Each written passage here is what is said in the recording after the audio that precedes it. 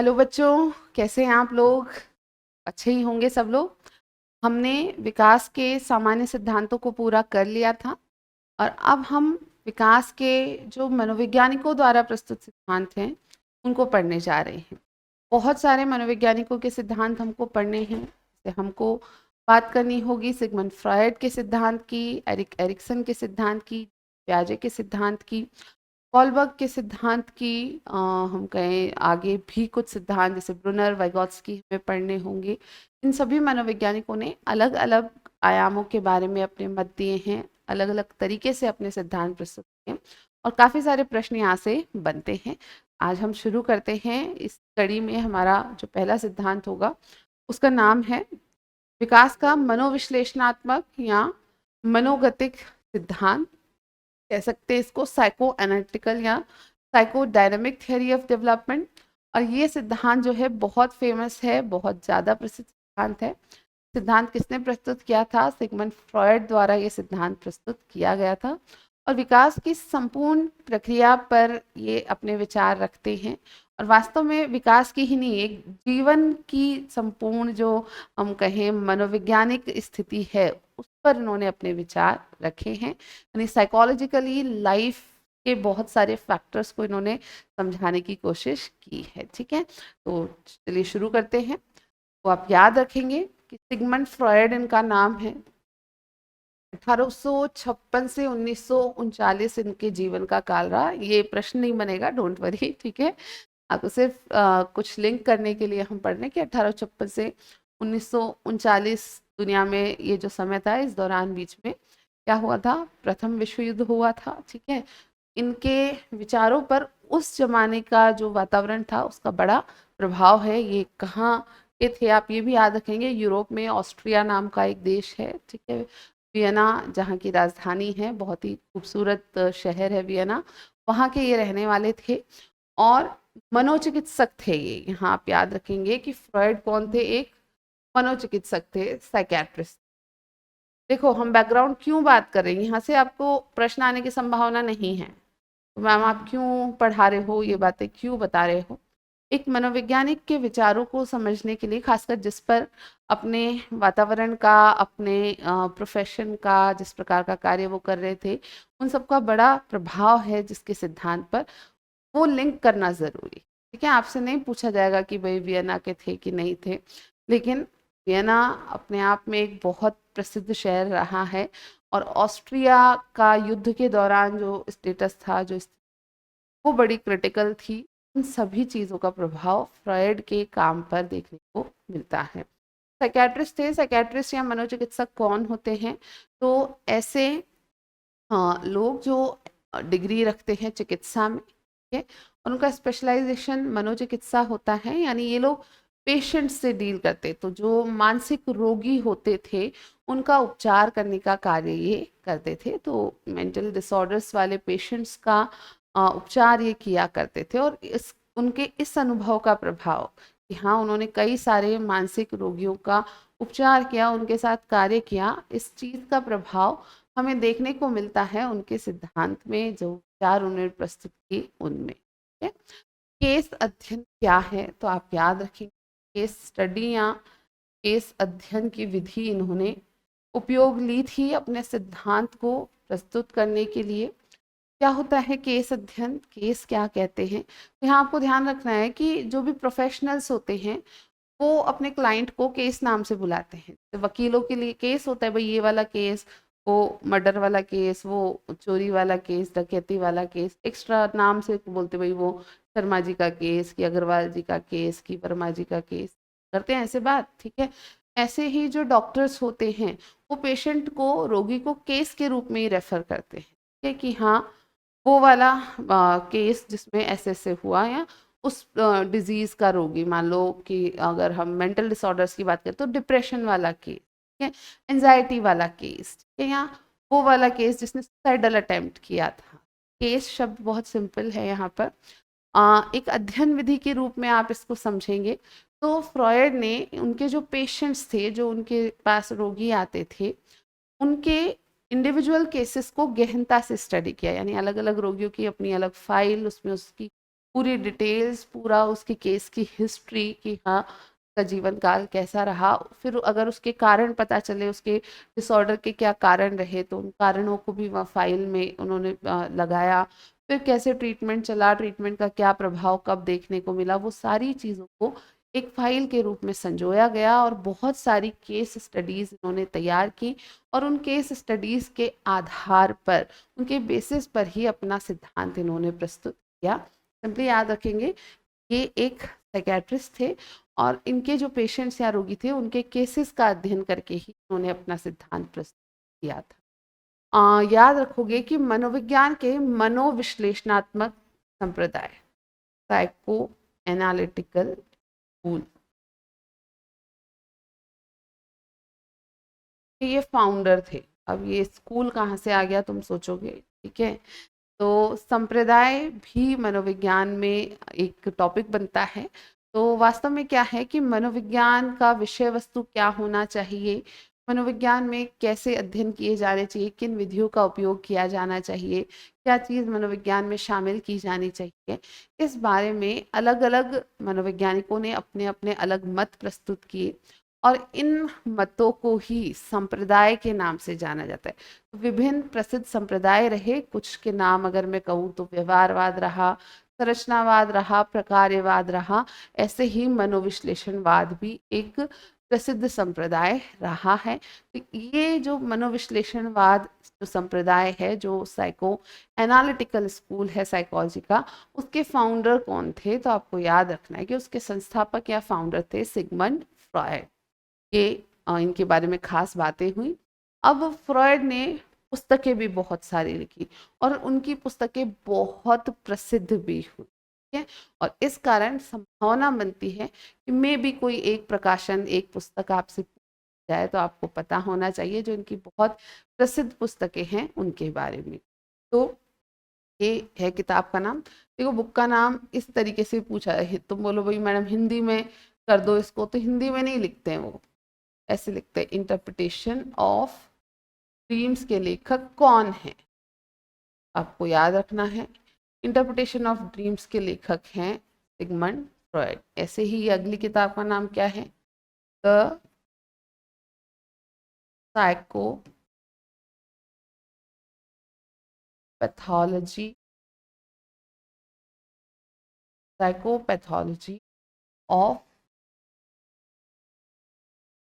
Everyday life. ये भी पुस्तक है, 1901 में प्रकाशित हुई।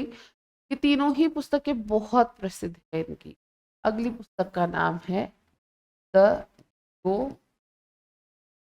एंड द इड, प्रकाशित हुई 23 में। आपसे पूछे जाने की संभावना बहुत ज़्यादा तो नहीं है, लेकिन अगर कोई पेपर सेटर थोड़ा सा डेप्थ में जाना जाता है तो इन चीज़ों पूछ सकता है कि पुस्तक किस है, किसने लिखी, कब लिखी। से 3 फेमस बुक्स हैं। ये सबसे ज़्यादा फेमस, इंटरप्रिटेशन ऑफ ड्रीम्स बहुत ज़्यादा फेमस बुक रही सिगमंड फ्रॉयड की। दूसरी पुस्तक the psychopathology of everyday life 1901 में प्रकाशित हुई है, the ego and the id. अगर आप इनका पूरा सिद्धांत अच्छे से समझ लेंगे तो ऑटोमेटिकली नाम से ही पहचान जाओगे कि नहीं ये नाम आ रहे हैं तो ये बुक तो फ्रॉयड की ही होनी है। बहुत ज़्यादा रट्टा मारने की ज़रूरत नहीं है। अभी हम सिद्धांत अच्छे से समझेंगे, आपको ये बुक्स के नाम अच्छे से लिंक हो जाएंगे, ठीक है। चलो, मनोविश्लेषणात्मक सिद्धांत की बुनियादी मान्यताएं। इस सिद्धांत में मुख्य मान्यताएं क्या हैं, मुख्य विचारधारा क्या है, ये चर्चा हम कर लें। तो सबसे बड़ी बात, मनोविश्लेषणात्मक मनोवैज्ञानिक समस्याओं को अचेतन मन में निहित मानते हैं।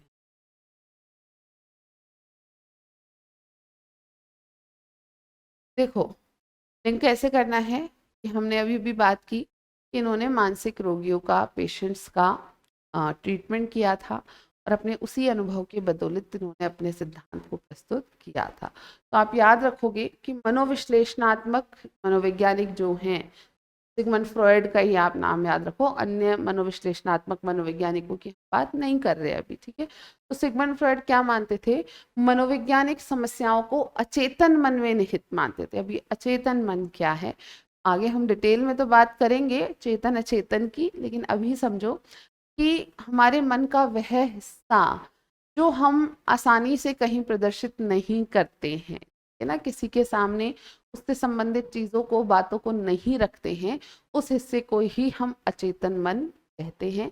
अब ये जो अचेतन मन है उसके बारे में फ्रॉयड ने बहुत डिटेल में काम किया है, और वो ये भी मानते हैं कि वास्तव में हमारी जो मनोवैज्ञानिक समस्याएं हैं, यानी कोई अगर किन्हीं भी मनोवैज्ञानिक समस्याओं से ग्रसित है, कोई मानसिक रोगी है, तो उन मनोवैज्ञानिक समस्याओं की जड़ कहाँ है, उसका कारण कहाँ है, वो कारण कहाँ निहित मानते हैं, अचेतन मन में, अनकॉन्शियस माइंड में, यानी हमारे विचारों का, हमारे मन का ऐसा हिस्सा जो हमारे अंदर हमने छुपाया हुआ है, दबाया हुआ है, जो हम किसी के सामने प्रदर्शित नहीं करते। ठीक है। दूसरी बात क्या है, दूसरी बात ये है कि हाँ ठीक है, प्रकट लक्षण अव्यक्त यानी छुपी हुई गड़बड़ी के कारण होते हैं। प्रकट लक्षण आप मान सकते हैं विजिबल सिम्टम्स, जो लक्षण प्रकट हो रहे हैं किसी मनोरोगी में, किसी मानसिक रोगी में, वो वास्तव में अव्यक्त यानी छुपी हुई, लेटेंट, हिडन गड़बड़ी के कारण होते। तो भाई ये तो है, क्या है, प्रकट लक्षण कि भाई बिल्कुल दिमाग खराब हो रहा है, कुछ अच्छा नहीं लग रहा, कहीं मन नहीं लग रहा, कुछ करने का मन नहीं कर रहा, सिर पकड़ के आप बैठे हो। ठीक है, ये प्रकट लक्षण जो है वो कहाँ से आ रहा है, कुछ छुपा है, कुछ हिडन है हमारे अंदर। ठीक है, तो अंदर छिपी हुई गड़बड़ी कुछ चल रही है, उस छिपी हुई गड़बड़ी के कारण ही हमें प्रकट लक्षण जो है मानसिक समस्याओं के वो नजर आते हैं। ये फ्रॉयड की विचारधारा को समझना है आपको। ठीक है, आगे हम चर्चा करें तो विशिष्ट कारणों में विकास के दौरान अनसुलझे मुद्दे या दमित आघात शामिल है। विकास के दौरान अनसुलझे मुद्दे, आपको ध्यान रखना है कि फ्रॉयड मानते थे कि किसी भी व्यक्ति के संपूर्ण जीवन में जो शुरुआती 4-5 साल हैं उनका बहुत बड़ा महत्व होता है, यानी बच्चे के जीवन के शुरू के 4-5 साल उसके संपूर्ण आगे वाले जीवन पर प्रभाव डालते हैं। वास्तव में फ्रॉयड का कहना था कि बच्चे के व्यक्तित्व का निर्धारण वो 4-5 साल ही करते हैं। तो इस दौरान शुरुआती विकास की प्रक्रिया में अगर कोई अनसुलझा मुद्दा रह जाता है, कोई भी ऐसा द्वंद या मुद्दा रह जाता है जिसको अनसुलझा मुद्दा फ्रॉयड नाम देते हैं, या फिर दमित आघात, कुछ ट्रॉमेटिक इवेंट हो जाता है, बच्चे के जीवन में कुछ ट्रॉमा उत्पन्न हो जाता है, कोई आघात उसे लग जाता है, तो वो विशिष्ट कारण बनता है मनोवैज्ञानिक समस्याओं का या मनोवैज्ञानिक बीमारियों का। यहाँ आपको समझना यह है कि एक सामान्य रूप में तो उन्होंने कहा कि कोई छुपी हुई विचारधारा, कोई ऐसी गड़बड़ी जो आप व्यक्त नहीं कर रहे हैं, जो आपने दबा के रखी है, कुछ आपके विचारों में ऐसा चल रहा है, वो कारण बन सकता है आपके मनोवैज्ञानिक समस्याओं का। या विशिष्ट रूप से हम बात करें तो किसी बच्चे के शुरुआती विकास की प्रक्रिया में कुछ अनसुलझे मुद्दे यानी कुछ समस्याएं रही हो, या फिर कोई ट्रॉमा, कोई आघात उसके जीवन में उत्पन्न हुआ हो, तो भी उसको मानसिक समस्याएं आगे जीवन में हो जाती हैं। फ्रॉयड का मानना था लोगों को अपने अचेतन विचारों और प्रेरणाओं को सचेत करके ठीक किया जा सकता है। ये बहुत इंपॉर्टेंट बात है कि फ्रॉयड क्या कह रहे हैं कि जो लोगों को मानसिक विकार हैं या मानसिक समस्याएं हैं, मनोवैज्ञानिक समस्याएं हैं, उन लोगों को ठीक कैसे करना है। तो वो कह रहे हैं कि अचेतन विचारों और प्रेरणाओं को क्या करना पड़ेगा, सचेत करना पड़ेगा, यानी अचेतन से कहाँ लाना पड़ेगा, अचेतन से लाना पड़ेगा चेतन में। तो कुछ ऐसी विचार, ऐसे प्रेरणाएं, यानी कुछ ऐसे थॉट्स, ऐसे मोटिव्स जो उसने अचेतन में छुपा के रखे हुए हैं और वो गड़बड़ी उत्पन्न कर रहे हैं, वो परेशानी उत्पन्न कर रहे हैं, वो मानसिक विकार उत्पन्न कर रहे हैं। तो फ्रॉइड कहते हैं भाई ऐसे आदमियों का ट्रीटमेंट कैसे करेंगे, उपचार कैसे करेंगे, उन्हें ठीक कैसे करेंगे। तो कह रहे हैं कि अचेतन से इन विचारों को कहाँ लाना पड़ेगा, किसी प्रकार से चेतन में लाना पड़ेगा, तो ही इन मानसिक रोगियों को ठीक किया जा सकता है। अब ये प्रश्न बन जाता है कि किस मनोवैज्ञानिक के अनुसार विचारों को अचेतन से चेतन में लाकर मानसिक विकारों को उपचार किया जा सकता है या उन्हें ठीक किया जा सकता है। तो आप याद रखेंगे सिगमंड फ्रॉयड के अनुसार। आगे बात करें, संघर्ष को चेतना में लाने पर केंद्रित है। जो भी मानसिक संघर्ष है उसे चेतना में लाने पर ही उनका उपचार की प्रक्रिया केंद्रित है। जो पूरा स्टेटमेंट है वो ये है कि उपचार की प्रक्रिया जो है वो संघर्ष को चेतना में लाने पर केंद्रित है। जो मानसिक या अचेतन का संघर्ष है उसे यदि किसी प्रकार चेतन में ले आया जाए तो जो मेंटल कॉन्फ्लिक्ट है अचेतन में, अनकॉन्शियस मेंटल कॉन्फ्लिक्ट जो है उसको कहाँ पे लाने का प्रयास किया जाता है, कॉन्शियस में। अब ये प्रयास कौन करता है, ये प्रयास करता है थेरेपिस्ट। ठीक है, ये है थेरेपिस्ट। सिगमंड फ्रॉयड खुद कौन थे, एक मनोचिकित्सक थे, यानी कि एक क्या थे, थेरेपिस्ट थे। और ये जो पूरी सिस्टम है, ये प्रक्रिया है, पेशेंट से, रोगी से चर्चा करना, उसके अचेतन के विचारों को समझना, उसके अचेतन के संघर्षों को, विचारों को चेतन में लाने का प्रयास करना, इसको मनोचिकित्सा का नाम दिया जाता है, साइकोथेरेपी।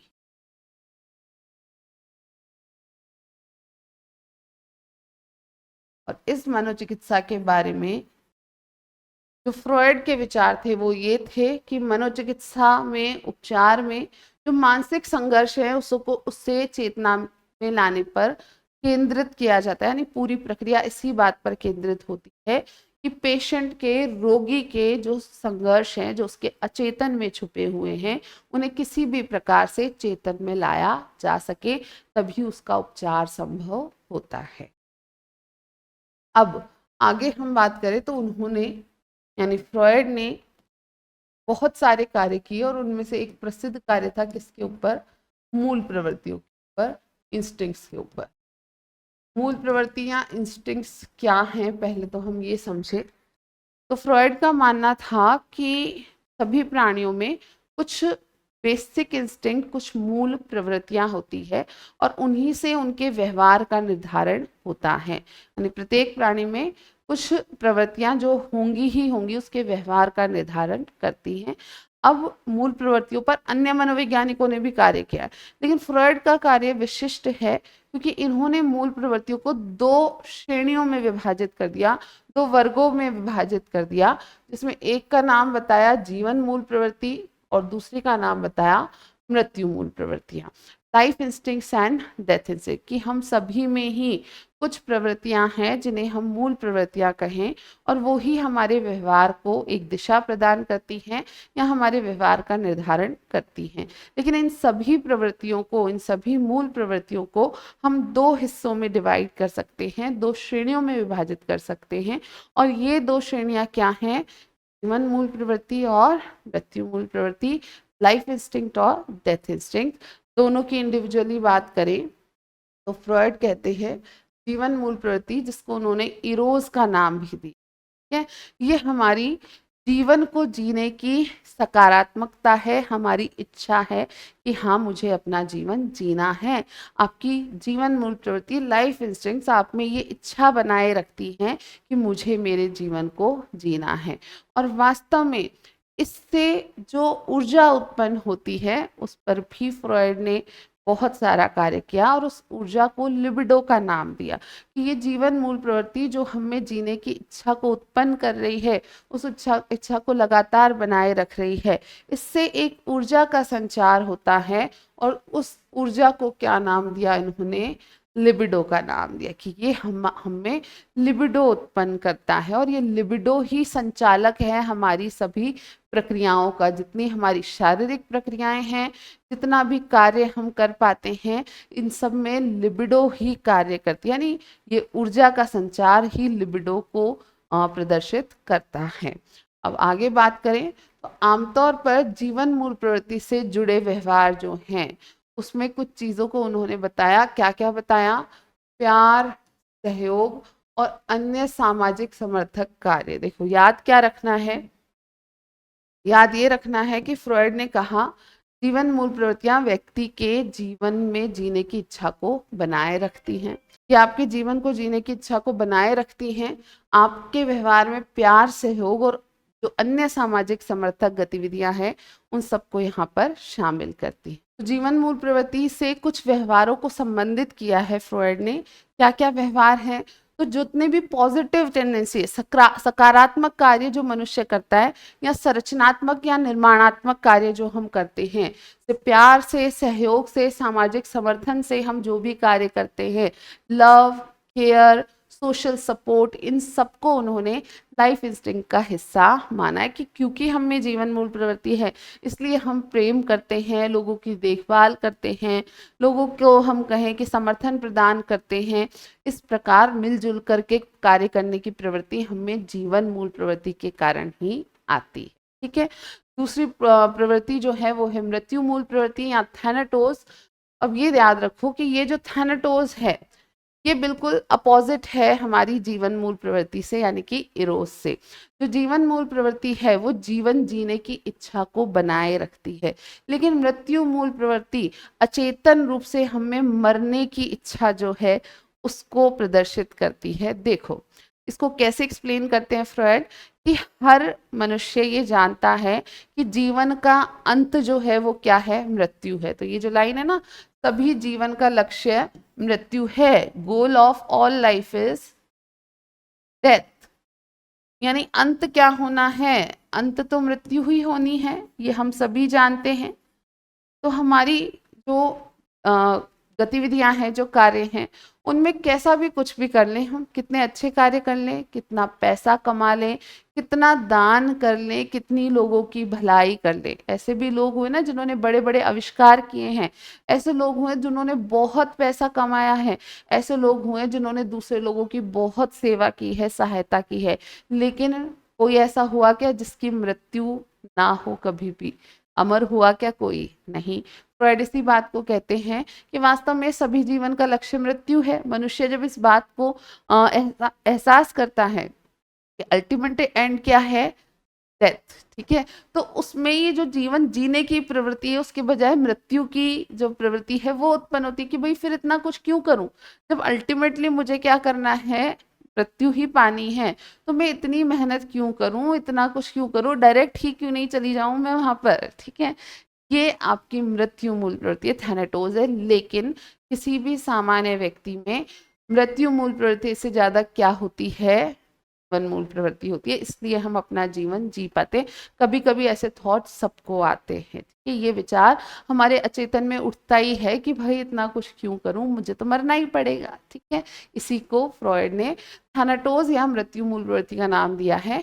आनंद सिद्धांत से परे है। आनंद यानी कि प्लेजर, यानी सुख या आनंद से इसका यानी थैनाटोस का कोई लेना देना नहीं है कि क्या मतलब है जब आनंद करके क्या करूं जब मरना तो है ही। ध्यान रखोगे कि उन्होंने ये प्रस्तावित किया फ्रॉयड ने कि सभी जीवन का लक्ष्य क्या है? मृत्यु है।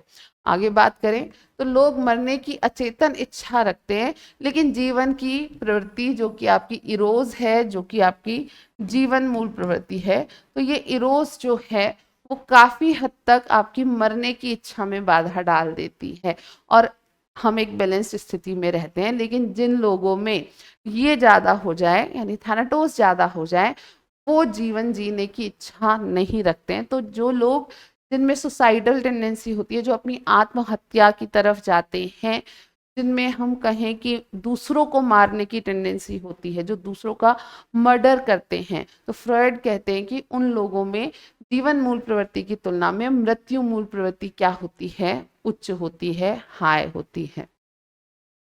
आत्मविनाशकारी व्यवहार थैनाटोस द्वारा निर्मित ऊर्जा की अभिव्यक्ति है। अगर कोई खुद को ही विनाशकारी व्यवहार, खुद को हार्म करने वाला व्यवहार कर रहा है, खुद को नुकसान पहुंचाने वाला व्यवहार कर रहा है, जैसा कि ये है, ये सिर्फ बेटा समझाने के लिए है। ठीक है। ये कभी भी लाइफ में किसी को यहाँ तक जाना नहीं होता, बहुत सारे सॉल्यूशन है जीवन में, ठीक है।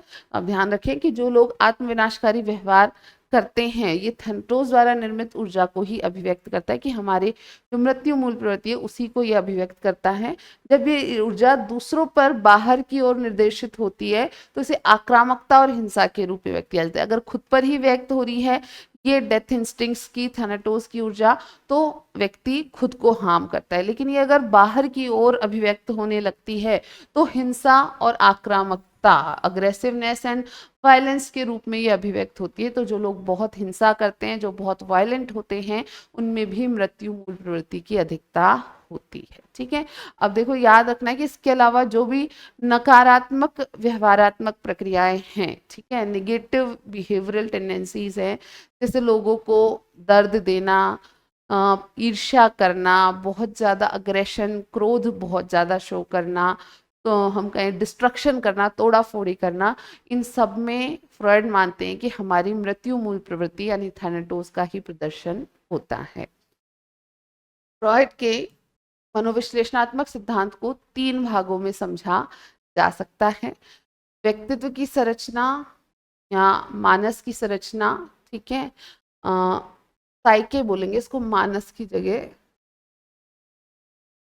एक ब्लैक में ही लिखती हूँ, स्ट्रक्चर ऑफ पर्सनैलिटी या स्ट्रक्चर ऑफ साइके, ठीक है। फिर है स्ट्रक्चर ऑफ माइंड, मन की संरचना, इसको स्ट्रक्चर ऑफ माइंड बोलते हैं। और फिर है विकास की मनोलैंगिक अवस्थाएं यानी कि साइकोसेक्सुअल स्टेजेस। इन तीनों हिस्सों को हम पढ़ेंगे बेटा 1 बाय 1 करके। तो ये अभी आज जो हमने बात की वो बेसिक बातें थी फ्रॉयड के बारे में। फ्रॉयड ने मनोवैज्ञानिक जो विकार हैं उनसे ग्रसित पेशेंट्स का, रोगियों का अध्ययन किया, केस विधि का जो उपयोग है वो उन्होंने किया। उन्होंने बताया कि उपचार के लिए अचेतन में जो दमित इच्छाएं हैं, जो द्वंद्व है, जो संघर्ष है, उनको चेतन में लाना आवश्यक है, तभी उपचार संभव है। उन्होंने इंस्टिंक्ट्स की बात की, जीवन मूल प्रवृत्ति और मृत्यु मूल प्रवृत्ति के बारे में अच्छे से समझाया, ठीक है। अब आपको याद रखना है कि वास्तव में इनके सिद्धांत को हम 3 हिस्सों में पढ़ेंगे। पहला है व्यक्तित्व की संरचना, स्ट्रक्चर ऑफ पर्सनालिटी या साइके। दूसरा है मन की संरचना, स्ट्रक्चर ऑफ माइंड। और तीसरा है विकास की मनोलैंगिक अवस्थाएं यानी कि साइकोसेक्सुअल स्टेजेस ऑफ डेवलपमेंट। इन सब की चर्चा हमको करनी है, 1 बाय 1 हम पढ़ेंगे। आज की क्लास में हम इतना ही डिस्कस करेंगे। इंट्रोडक्शन हमने लिया है सिगमंड फ्रॉयड के सिद्धांत का। नेक्स्ट क्लास में हम जो बात करेंगे वो होगा स्ट्रक्चर ऑफ माइंड। पहले हम मन की संरचना पढ़ेंगे, फिर हम उसके बाद व्यक्तित्व की संरचना, स्ट्रक्चर ऑफ पर्सनालिटी पढ़ेंगे। लास्ट में हम मनोलैंगिक विकास की अवस्थाओं की चर्चा करेंगे। आज के लिए इतना ही। Thank you for watching. Bye bye.